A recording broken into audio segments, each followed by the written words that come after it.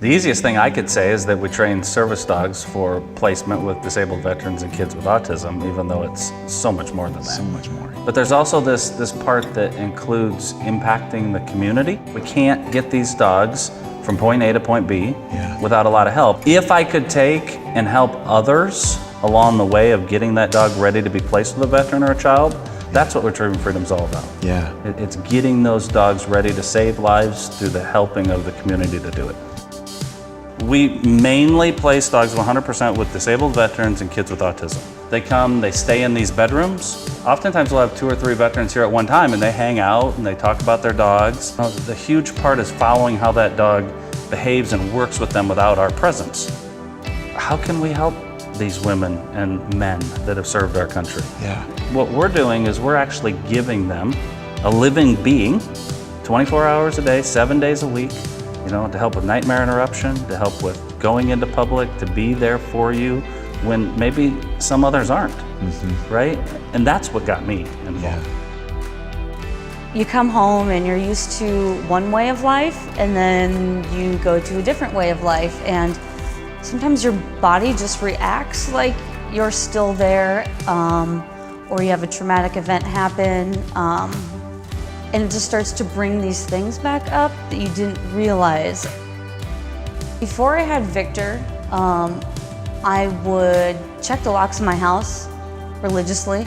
I would always be peeking out my window. I did a lot of things that I didn't realize were like repetitive or abnormal. And with him around, it's like, well, if I hear that noise, I'm not gonna go investigate it right away. Because if I know if it's something that's truly there, he's gonna get up before me.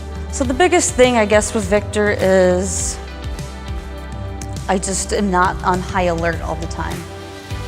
You can see that the minute you put somebody with a dog. Yeah. Where they go from being a little bit nervous, they're not sure they want to be here, they're not sure that we can help them, to all of a sudden a smile on their face, they're petting this dog. That's the first meeting oftentimes is the best for me. Well, that's why I love the name. I mean, you are really helping people retrieve their freedom to be able to go and do those things that so many people consider normal. You're helping them just walk into that, whether it's veterans or those families with kids with autism, to be able to actually experience that freedom again is such a gift. So retrieve is regain or recover, okay, and freedom is unrestricted use.